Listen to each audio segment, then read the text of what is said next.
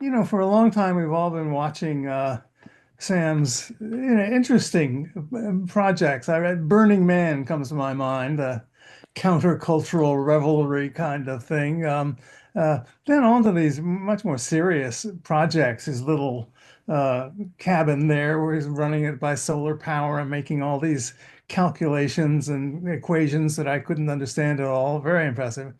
And now, what I think, I guess, Sam, you're going to talk about mainly is this interesting project with a great name.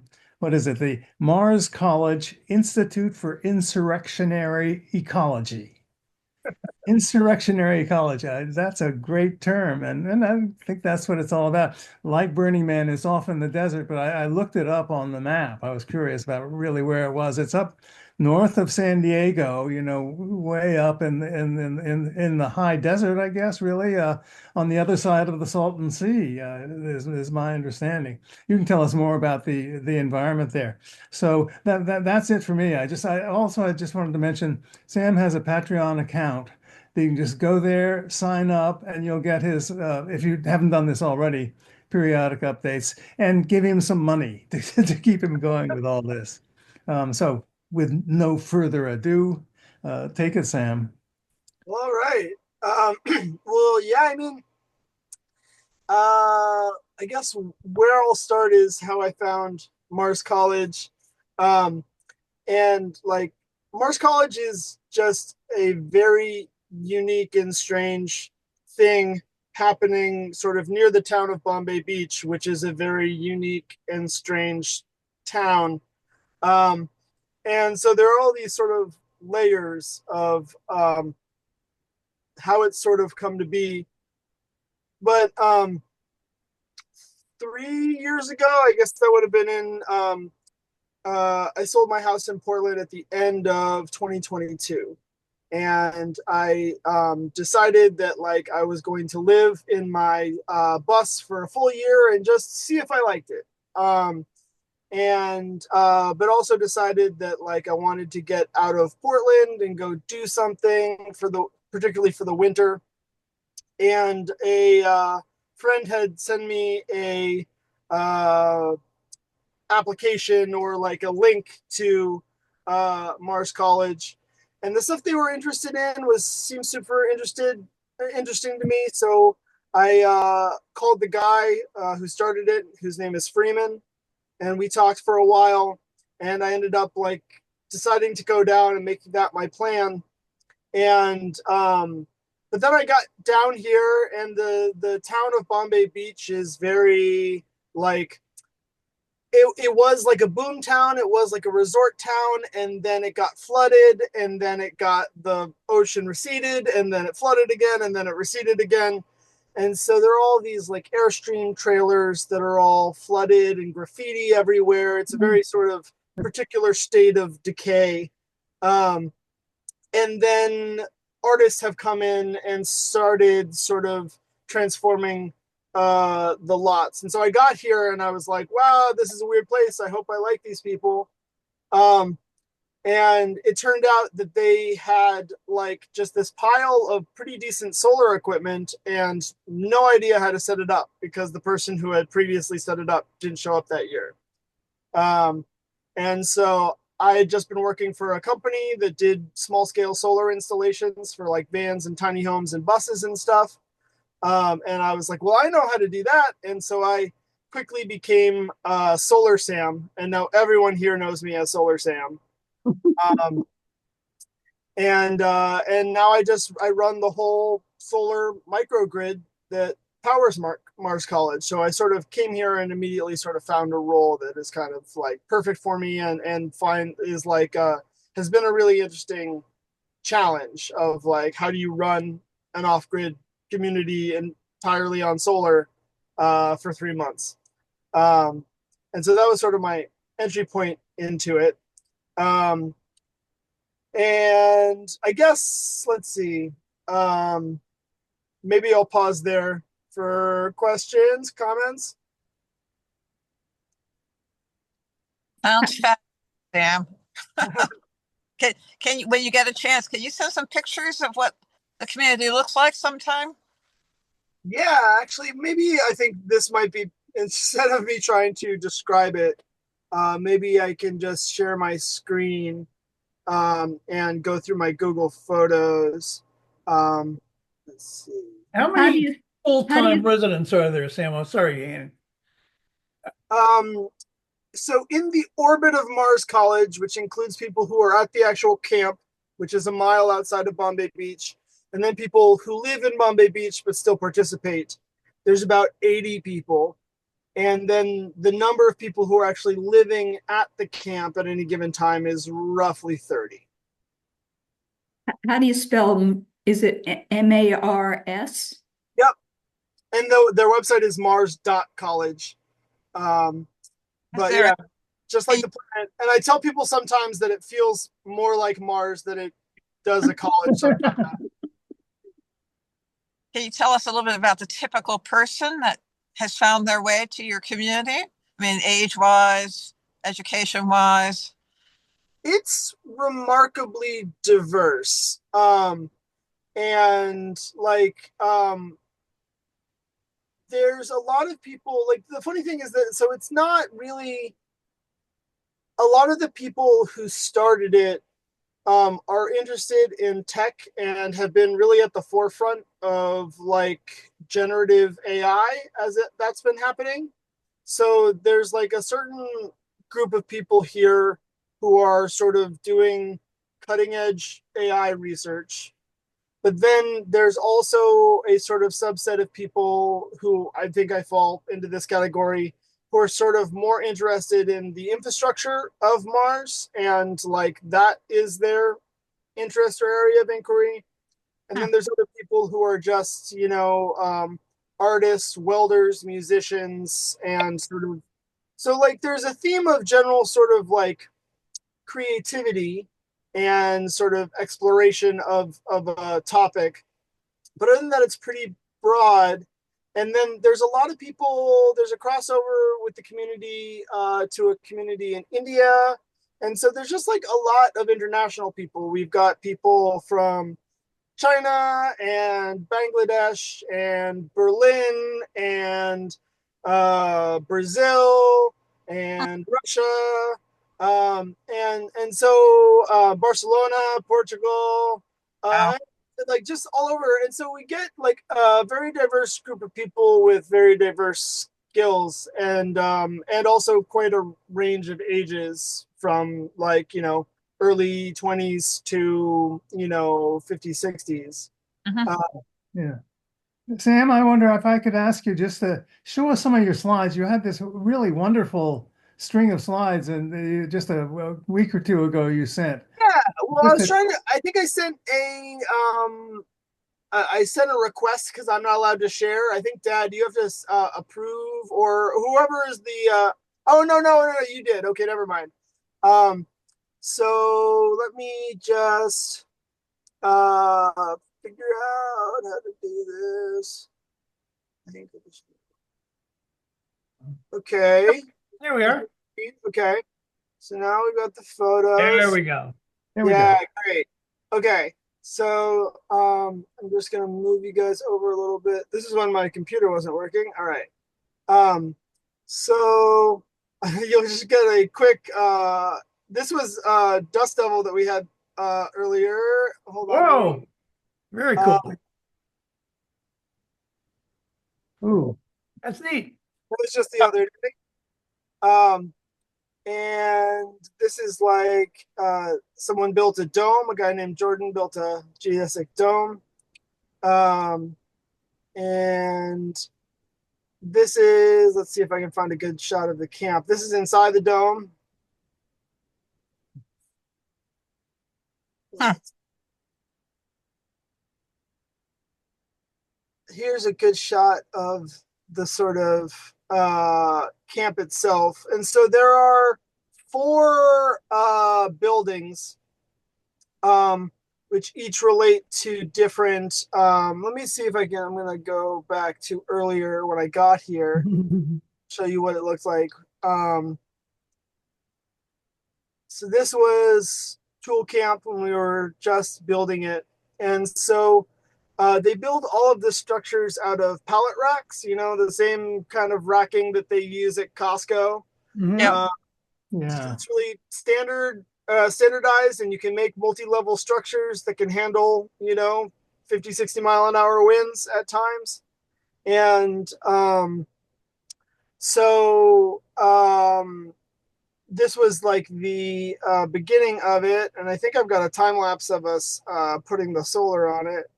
Oh yeah, this was during one of my first dust storms when I first got to Mars. Whoa. Does that knock the paint off your bus? No, it's not really like getting sandblasted, although I mean it's you definitely don't want to be outside. It would hurt. Um, Yeah. yeah, it's mostly the it's hard to breathe. Oh, okay. Um, and let's see. This is when I first got power on. That's Freeside Camp, so that's sort Great. of like the dorm and where the kitchen is. Hmm. Um, and so yeah, it attracts a really diverse group of people with very diverse interests, and then it's also like there isn't a clear this year they did a sort of camp structure where the camps could offer programming, and so people typically sort of gravitate towards one thing or the other, but everyone it's sort of like a teacher student kind of thing where like everyone is a teacher and everyone is a student, and people can put whatever they want on the calendar and have classes, or you can just sort of work towards a final project. There's a general understanding that like you produce something and share it, but there's no grades, there's no administration, there's no so it's really like it's more of the idea of a college rather than an actual college. But that gives it a lot of freedom, and people get very creative and sort of dive into the stuff that they're interested in, which leads to just some really interesting stuff. So those are solar panels, right? Yep, those are our solar panels reflected in the moonlight. It's great. Oh, And how much output do you get from that when it's cranking, Sam? Uh, up to about 8 kilowatts. It's I think 8,000, yeah. 8.3 or 8.7 rated array. Mhm. And I've seen it get right up to 8. And we've actually had the problem this year. It's a good problem to have. We're actually getting more potential solar every day than we have battery storage for it. huh. So running all of Mars, we've been averaging about 20 to 30 kilowatt hours a day. And if we had the battery power to store it, we'd be getting 30 to 50. So we are only using about 60% of the energy that we could be getting out of those panels. Huh. Um, And that's and what took you to the poop burner, right? Yep, yep. Um, And so, yeah, the I've been playing around with things like biochar and recycling plastic and all that stuff, and all of them are like they're kind of like they actually take the biochar reactor takes less energy than a toaster, all in all. Um, but it just does it for 5 to 7 hours.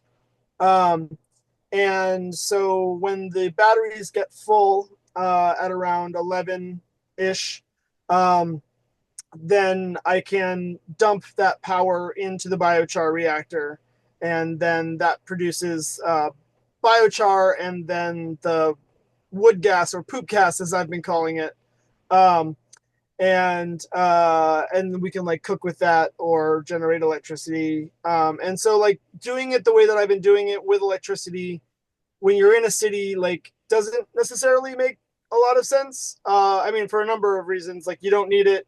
It's sometimes like dubiously legal depending on, you know, if your neighbors like it or whatnot. But like out here, it's like we've got this extra energy that is totally wasted unless we turn it into something. And so it's just another way to utilize and store solar power. Can you say a little bit more about biochar? I've never heard of it. Oh, Mhm. I can say a lot more about biochar. Sam, Sam, yeah. hey, wait a second. Hey, guys, I'm just interrupting only because I'm going to put my phone down and drive myself to my next meeting. So I'll be listening, okay, but not watching. Roger Okay. that. Okay. Let me see if I can find some good Yeah. biochar images. So yeah, actually, this was my first set or test of it on Mars, and so biochar is essentially charcoal. The main difference between biochar and charcoal is marketing.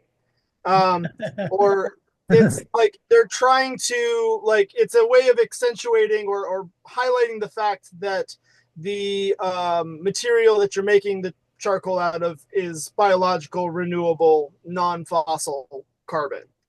Um, and the main difference, it's also kind of annoying because in America, what we call charcoal or what people think of when we say charcoal are charcoal briquettes, which are not themselves entirely charcoal because they mix them with sawdust and a binder or whatever. So it's kind of confusing. But charcoal is made by like just heating any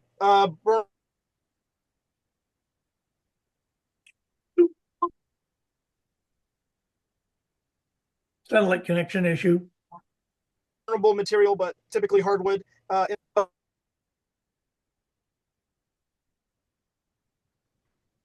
You're breaking up a bit, Sam. Oh, Can you hear me? Yeah, you're going in and out now. I don't know what's up. yeah, I was going to ask what your internet connection is anyway. Satellite, right? It's Starlink. So I think sometimes every now and then there are like satellite connections, that switch. I think it's okay. Can you hear me now? Yes, sir. Yeah. Yep, I can hear you. Um, and so charcoal is made naturally in Oop. a fire, but typically because it has access to oxygen, You learn 1/3 about biochar, Ann. go down into ash internally. Then you can make the charcoal, and as a byproduct of making that charcoal, you make essentially smoke, but the smoke can't burn, and so you cool and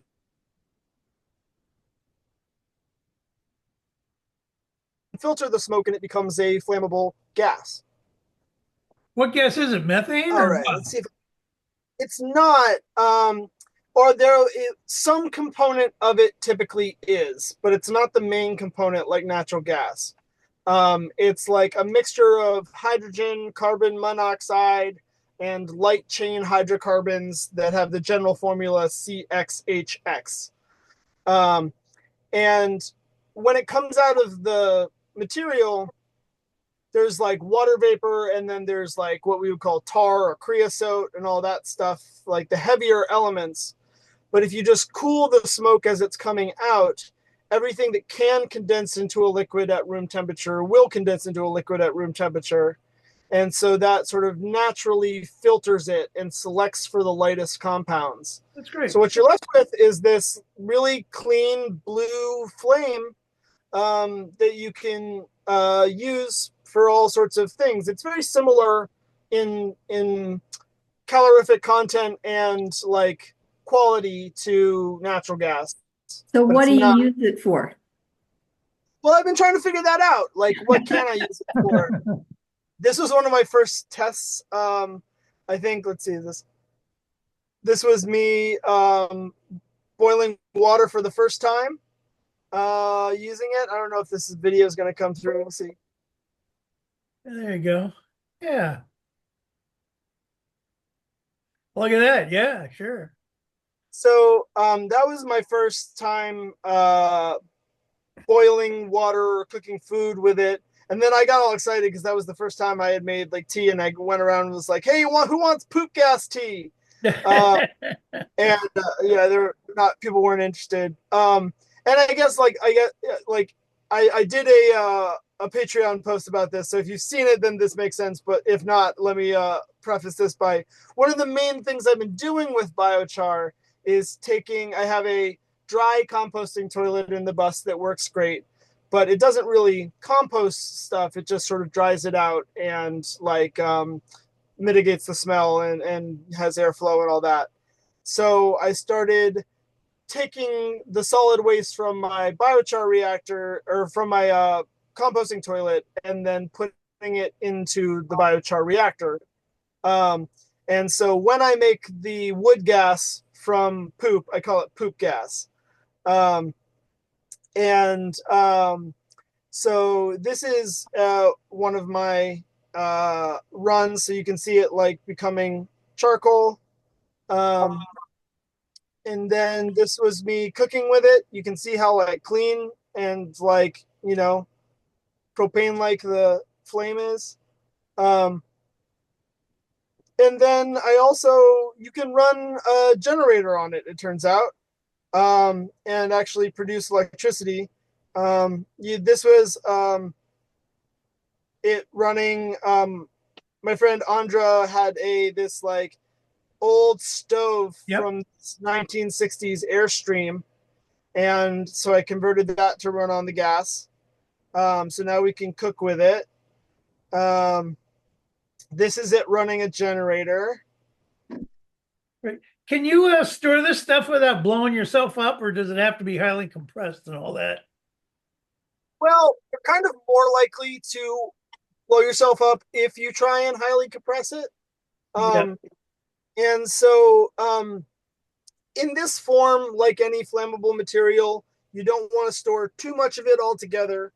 And particularly you want to make sure that there's no oxygen in it. So the way that it's made, there's no oxygen in it. So if you do it right, it's not explosive. It can't go kaboom because it doesn't have the mixture of oxygen. It could start a fire, and then the fire could make a bigger hole in the bag. So you do want to be mindful, but it's not like super volatile or explosive. And actually, it's like when you like let it just come out of the bag, it's very, it's not like gasoline. You know, it doesn't have that like. Yeah, and so it's actually like pretty easy and pretty safe to work with, but it is also a flammable fuel. So, Underwriter's Laboratory would probably safe. not certify that setup there. Was that right? Whose laboratory? The Underwriter's Laboratory? Yeah, we're still working on the UL certification. Okay, I thought so. Yeah. Yeah. Sam, can I ask you just a kind of a general, well, two questions really. And yeah, these are some variously graphic. Oh yeah, there you go. Raw material. What was the question? Henner. Yeah, can you hear me? Yeah. Yeah. Yeah, okay. No, I just wanted to ask, one, how much has generative AI really influenced all of the things that you guys are doing? And the bigger question is, this is a crude word to say monetize, but how do you sort of move forward and create systems, devices, whatever, that really have a widespread influence that you can sell somewhere? I mean, are there tech entrepreneurs who are wandering around in your mix, trying to see if there's anything that they can? It's an interesting question. It's sort of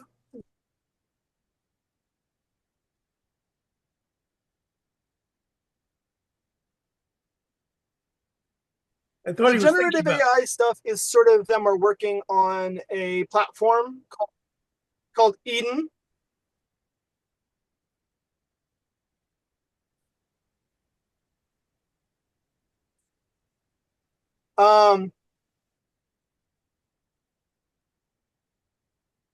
And so they're sort of running that as like a small with the AI, and a lot of it is still a big question mark. Like what is it useful for, and like what products or services or use can you get out of it? And there's lots of different things. I'd like to show you some of the AI stuff at some point, although that might be like a little bit of a pivot. But does that answer your question? Or well, people are sort of thinking about it. let me see. I'd love to see some of the AI stuff, Sam. Yeah. the I'm pulling up 11 labs. I want to see if I can find, or maybe I've got a video that sort of is. So the AI stuff when I got here in 2023 was like just starting to do the image generation, and like ChatGPT was like I think just out, and so over the last couple years, it's just gotten really powerful, and the people here are really sort of at the cutting edge. And so for years, we've been talking about sort of like embodied AI, or like having AI that is like, knows about our systems, or like can respond like the Star Trek computer, or like, is the space rather than like a chat bot. And this year that actually like happened. And so if I let me see if I can just find some well, first, like earlier and like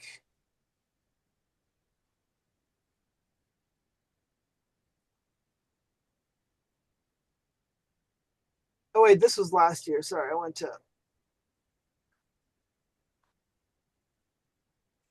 thank you for bearing with me. Let me see. Guys, I'm going to go into a garage, so I'm going to probably lose you, but I will catch the recorded version of this. Cool. Okay, thank you guys. Carla, let's see this. Hey, Mycroft, how much solar energy do we get today in Tool Camp? Based on the solar production forecast data, the estimated solar energy production for Tool Camp today is 26.629 kilowatt hours. Oh, did you hear that? You bet. Okay. So that was what we started off with, and that was like, just hooking it up to the Home Assistant that monitors our power grid. I've got like a number of these, and these are from my testing. So some of them work and some of them hilariously didn't. But let me see if like this one. Hey, Solar Sandbot, could you turn off the lights in Freeside for me, please?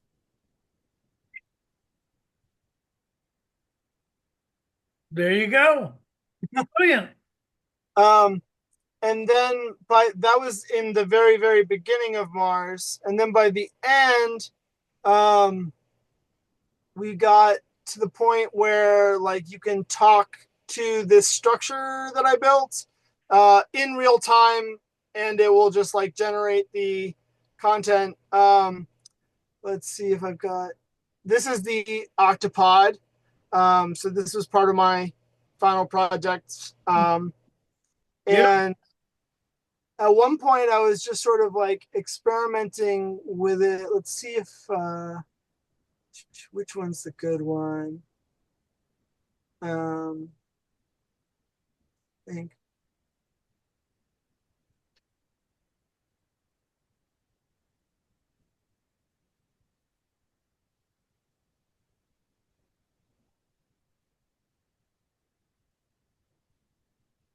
There.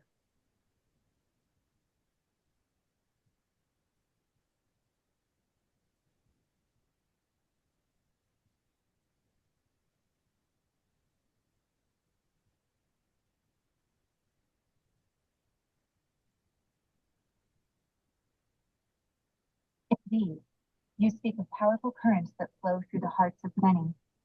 Love, the binding force. Knowledge, the guiding light. Service, the act of nurturing the whole. And a shared vision of a flourishing future.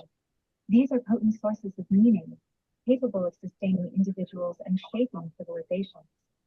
Do you find yourself drawn to one of these more than the others? And there's a point where I made Solar Sandbot, where I like programmed a AI to have all of the knowledge about Mars College and all of the solar systems, and then people could chat with it, and they taught me how to clone my voice, and I wonder if we can. Let's see. We might even be able to talk to Solar Sandbot. I mean, this is all very like, thanks for bearing with me. Let me see if I can get this to work.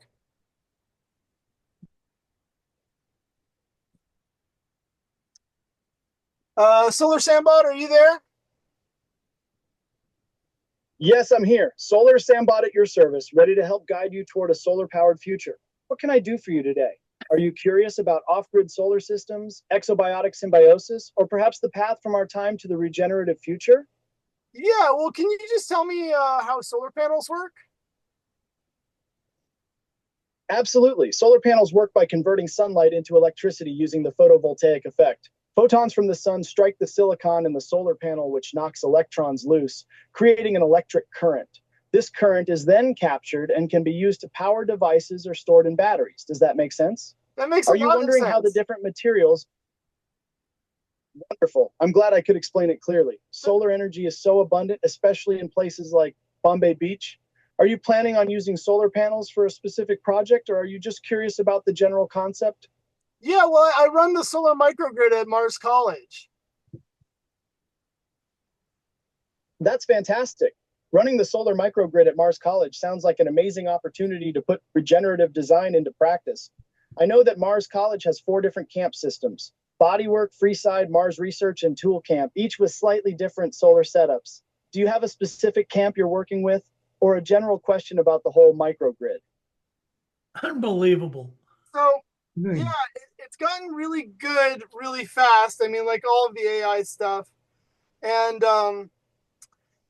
so, yeah, I mean, there's a lot of sort of exploration of what you can do with it. And the answer is like there's a ton of useful stuff you can do with it. And also, there's a ton of really frivolous bullshit you can do with it that is a huge waste of energy.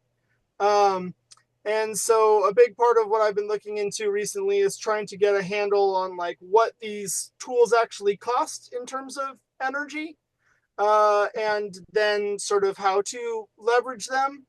Um, so and like there's something that I like about Mars College is that people tend to explore these sort of like unsettling or dystopian or just like these things that are becoming possible really rapidly that people haven't really, had time to process what that might look like or what the implications might be.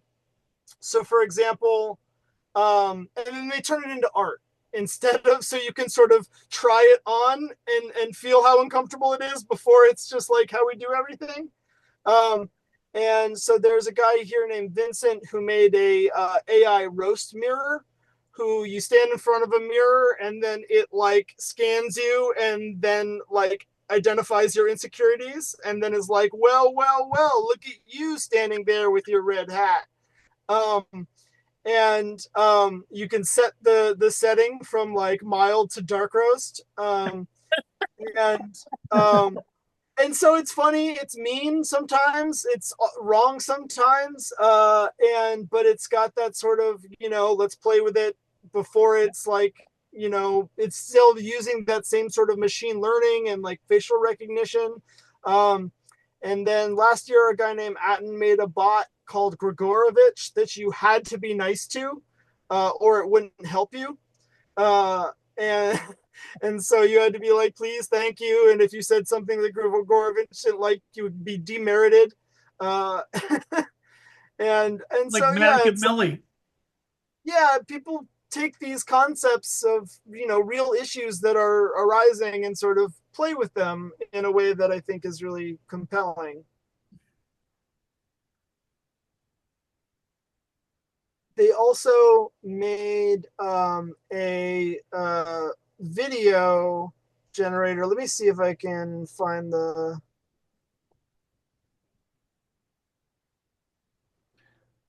Thanks for displaying the stock market prices on the bottom there, Sam.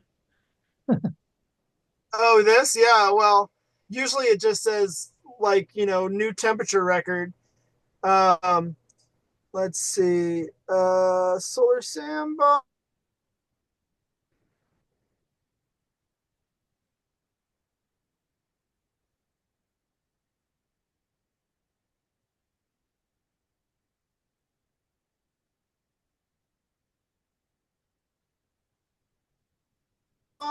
It's more solar. You understand everything about our solar power systems, from basic concepts to troubleshooting specific equipment. Whether you're curious about the solar energy systems in Bodywork Camp, Freeside, Mars Research Camp, or Tool Camp. That's a great picture. Got to do a screen grab of that.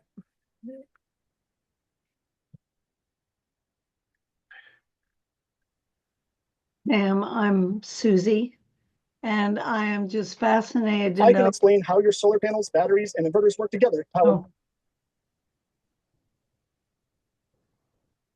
Sam, I'm just wondering what is causing you to be red all over? RED, red all over. Your lights in your bus, right? Okay. Sorry, it just dropped for a second. You guys can hear me? Yep. Okay. Did y'all say anything while it cut out for a sec? So Susie asked why you're so red inside your bus there. And it must be the lighting, right? Yes, probably. I mean, there's the pillow's red, and then I mean, I've gotten quite tan, if that's what you mean. Different color. Well, really, I mean, if you just step back for a second and think that we're talking to Sam out in the middle of absolutely nowhere, Mm. and it's pretty much working perfectly. And then he's showing us AI. I mean, we are in an amazing spot here in Yeah, the development of the world, really. And yeah. there's like a interesting sort of it really changes a lot of things in ways that are both really exciting and really unsettling, and in a way where all of a sudden it can do all these things, but can it really do those things? Can it do it safely? What will it mean for the people whose jobs rely on doing that? Like, is that good? Is it bad? And the answer is yes. So it does take like quite a bit of energy, and something that I've been really sort of concerned by is like, basically since the AI thing, all of the big companies have kind of just like taken all of their climate goals off the table, and they're all just going super big towards small scale nuclear, because they don't feel like they can run their data centers on renewable energy, and it just takes a lot of energy. And so that's sort of like, I think it could push us in a direction that is not a great direction to go, and like just needlessly generating, cat pictures or memes or whatever. It's just, burning energy for no reason. And also like, another thing that I've learned while I've been here, is just sort of like how AI, and particularly like large language models like ChatGPT, work. And it's fascinating. It's like mapping the connections between all of the words in a language in n-dimensional space. So you get this like shape of a language of all of the associations between all of the words. And that's how it can like, find the response that answers your question. And really it's like, it's incredible. It's like it's mapping sort of the semantic meaning that is encoded in languages and already is there, but we're learning how to, spend 3 watt-hours of energy, which is like a fifth of a cup of coffee, and it will answer any question that you want. Like, and so it's the closest thing we've come to like a Star Trek level, repository of all knowledge that has, all of our, collective knowledge, and will answer it for you for not very much energy. And also, because that's so easy and because it's so accessible, like it incentivizes people to sort of use it in a way that maybe is not, worth it. So do you have it plugged into Wiki now? Because I know you have the entire Wiki database right there. Well, I was trying last year. I remember talking to Gene, who's like one of the main guys, and I was like, what if you could have like a local language model that's like running on your computer and it's like got access to like all of Wikipedia, and he was like, yeah, you can do that. I mean, like for the most part, it's just kind of like baked in. Like it's already in the training. Like most of the knowledge that's in Wikipedia is just kind of already like in the model. Oh, it's already baked in. Yeah. Yeah, sure. And then this year, there was, I don't know if any of you heard about DeepSeek, but it's like there was this new AI model that came out of China. Yeah. It's like it's an open model that you can run on a local machine rather than going through like OpenAI servers. And it's I had just heard about it, it came out and made a big splash. And within a couple of weeks, Vincent had gotten it running on our local Mars network, and we had a local version of Solar Sandbot that you could chat with. And so we were thinking about it, like there is an element of Mars college. It's almost like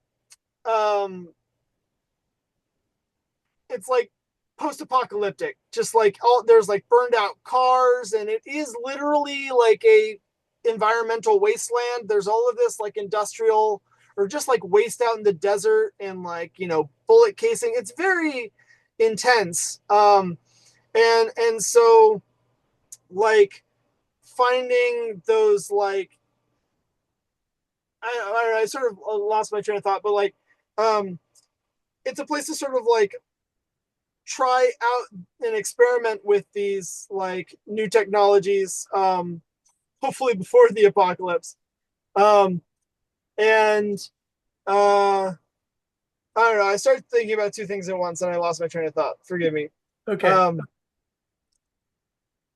Do you think a lot of these things are better left undone? Yes. However,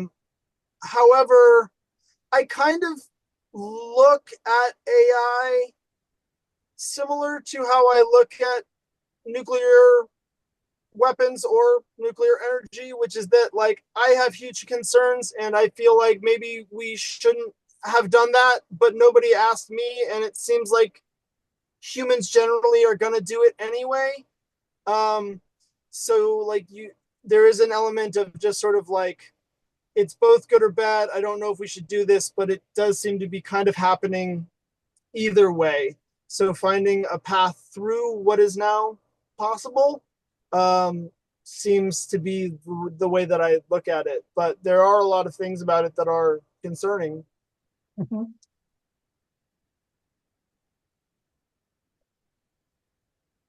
Well, it hasn't been a long time since 1945, but we've made it this far with the nuclear issue for whatever. And so maybe we are smart enough to manage and control the shit that'll really hurt us a lot. I don't know.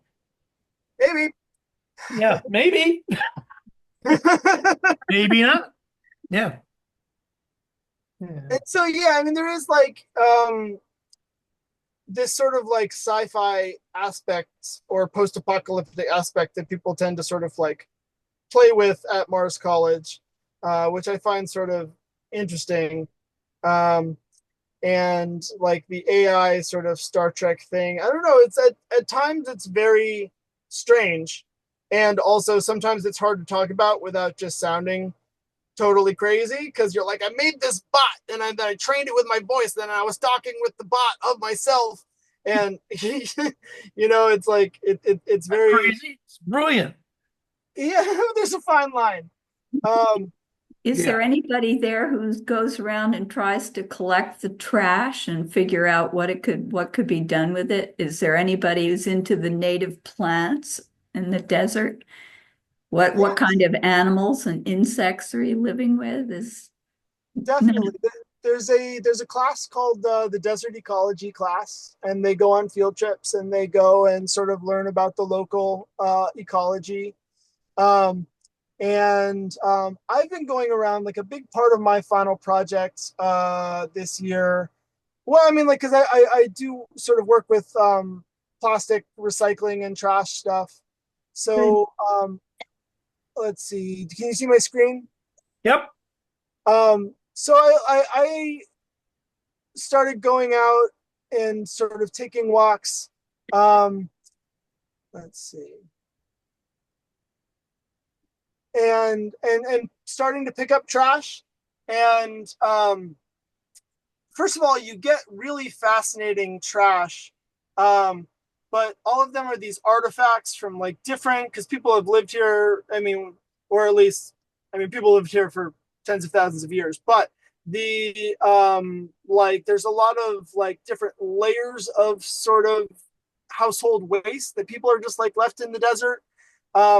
And so a big part of what I did this year was sort of like went out and did experiments with what you can do with the plastic. So like I found this old like milk crate thing that was like so photo decomposed, and like, you know, I'd just been out in the desert for, you know, probably at least 15 or 20 years. And if you touched it, it just shattered. Wow. So I just took that, and then I have this like plastic to fuel system that I've been working on, and turned that plastic into diesel. And I also like, I found these bullet casings out in the desert, and then turned them into a nozzle for my Crash 3D printer. Oh, And there was, let me see if I can find this. I found a coyote skull. There this year, my girlfriend's dog passed away, or she made the decision to put her down while I was here, and that was hard for her and it was hard for me. And so the day after that happened, I was just like, I had been going walking in the desert and picking up trash, but then I just like, I wanted to just like go and, you know, grieve, I guess. And so I was walking through the desert and I found a full old coyote skull. And so I made that into oh, there we go. art. Yep. And these are fake flowers. This is basically all stuff I found in the desert besides the LEDs. Yeah, Beautiful. that's great. Yeah. And so Yeah. there's so much of it. Like, oh yeah, this is all of the water bottles and stuff that I collected. And then like sorting it by the different types of trash. I think I've got, this is actually my table Inventory. of where you got like a IV drip, a bunch of fake flowers, a huge amount of bones, a turtle skeleton. Wow. Yeah, and so just like really, really fascinating and weird. Just like years and years and years of beer bottles, you know, back when they had the pop tabs and stuff. Like, and Wow. so just really fascinating and strange, maybe kind of macabre artifacts. But sort of, it does sort of make me reflect on sort of, you know, life and death in the desert, and like death and rebirth, in terms of like, can you take these things and turn them into something that is interesting or beautiful, rather than, you know, just desert trash. Yeah. You know, Sam, what you should really do. I look at these images you're showing us. You could make an incredible museum exhibition really. I mean, I'm really serious of the You know photographs. about that, Again, Henry. Yeah. are really, really incredible. Maybe get the Cordova hooked on it. You have to, you know, that's artistic. You know, your Yeah. what was that? What was that called? And if you do it in the right way, I think it would be an incredible exhibition somewhere. I mean, you got to Thank get the you. word out a bit. Yeah. Look at that. That's great with the casings going to the grill. Yeah, so that's how I modified it to run on the Yeah. wood gas. How clever. And then something that's like a little, I mean, like, I agree. I would love to sort of, Mars is such a, like a particular experience. The pictures really do sort of help convey what's going on. And then we get to work with like very interesting things. What I was saying is that this is like, this is fuel that I made from that degraded desert Oh, plastic. yeah, right. And which is sort of like, it's the thing that I'm still experimenting with. And there's like ways to do it right and ways to do it wrong. Burning plastic is obviously bad. But like, also, if you're looking at like a piece of plastic that's like going to be out in the desert being a persistent environmental toxin for potentially hundreds or thousands of years, and like every time it's in the sun, it shatters and just spreads out more. If you can take that and heat it, thermally decompose it, condense it, get fuel out of it that then you can use in place of fossil fuels, then like you're still releasing pollutants and fossil fuels or fossil carbon into the atmosphere, but you're also taking that like complex hydrocarbon that was going to be toxic and turning it into carbon dioxide and water vapor mostly, so it can go grow into be a plant again. So there's a certain level of just like, it is actually sort of, you know, taking it from the environment and turning it into something useful. Is that the precipitate at the bottom of those things, Sam? Looks It's like just sort of, I haven't like, it's not refined. Like, so this is sort of stuff that I've sort of selected for the lightest stuff. And then I think this other, what did I, that one with the, this is sort of the crude that comes out of it. And so there's various, like the bottom is usually like water and dirt and carbon and charcoal dust. And then this is sort of in the diesel range. Interesting. Amazing. And my friend Charlie has been working on the project. There's this whole thing of like 3D printing buildings now. Yes. And so he wanted to build a 3D mud printer, and he's been working on that since we started talking about it at Mars last year. And yesterday he got first mud. Look at that. And so that was his like first, does it extrude? Does it work at all? And then so he made this little pile. And then within like 2 hours, he had it printing layers. Unbelievable. Wow. And so it has this very interesting quality of being mud and very like dirty, earthy, organic, cracked, and then it's a perfect circle, you know? And so it has this like also like high-tech digital perfection thing to it. That's cool. And that can be used like Adobe, right? Yep. Yeah.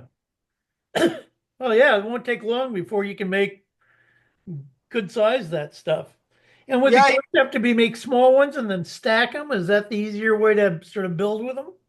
Well, this was just a test print, and his area is like 12 feet by 12 feet. So we could, in theory, make a hut that's, you know, 10 feet in diameter and up to 10 feet tall. I see.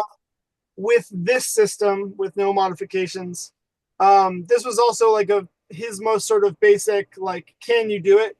Proof of concept. But yeah, I'm really excited about this as a possibility for like, you know, printing structures or buildings. They call it, you know, 0 mile material. This is all just like the dust from here. And then if you print something that you like, you can spray it with stucco and it will last, you know, 50 years, 100 years. Wow. It sure is flat out there, Sam. It sure is flat. Yeah. Yeah. It's great.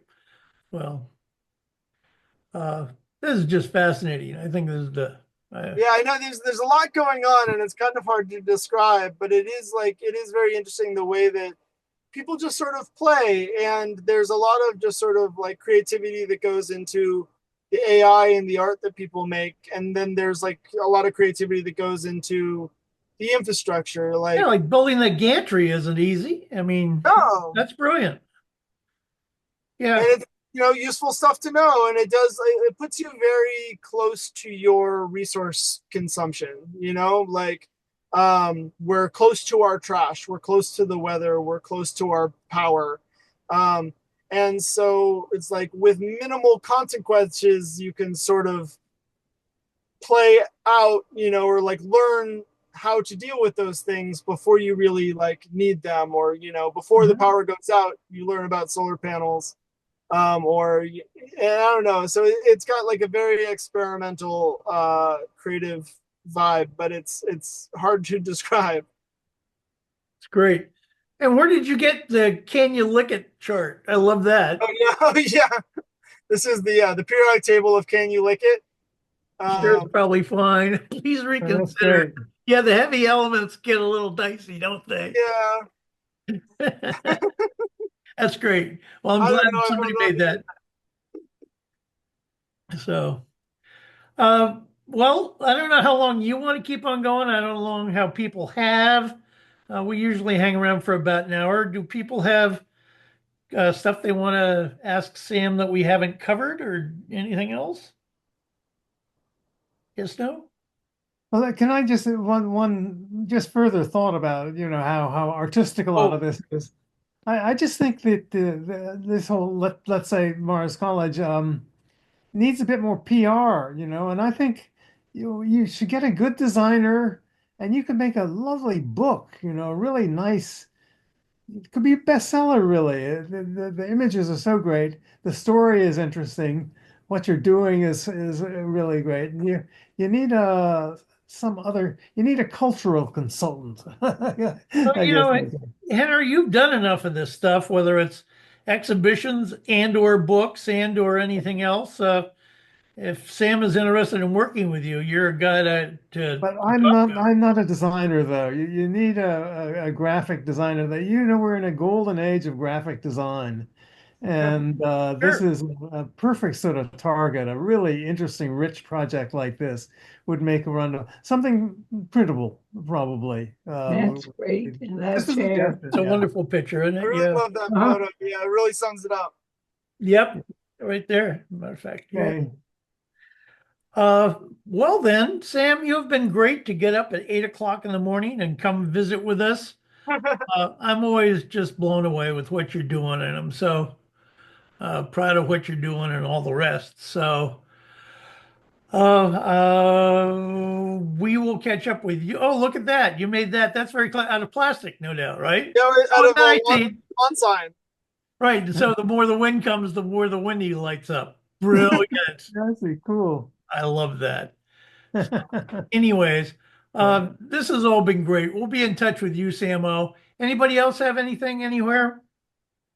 Just Just want to thank thank you. you. Yeah. Yep. Just a big thank you, Impressive. Tim. And I will edit out the video and we'll have it up in no time for the rest of the world. Oh, Sam, I know one question. Are there Yeah. any other spots like Mars that are floating around out there that, I mean, you can't be the only people in the world who are getting together and doing this mind sharing stuff in weird places, no? Well, there are communities that are sort of adjacent or interested in similar stuff. There's there's some crossover in the community between community in India near Bangalore, and they have like a thing called anthill hacks, where they set up sort of rural Wi-Fi mesh internet stuff, and sort of that same sort of infrastructure hacking. And so there are places like this, Project Camp in Portugal, which is like the base station of the plastic recycling, Oh, precious plastic people. yep. I actually just found there's an interesting event. It's it's called Build Fest, and it takes place on the grounds of Woodstock. Cool. And they're looking for installations that are made primarily of timber that integrate like themes of like fire, AI, and world peace.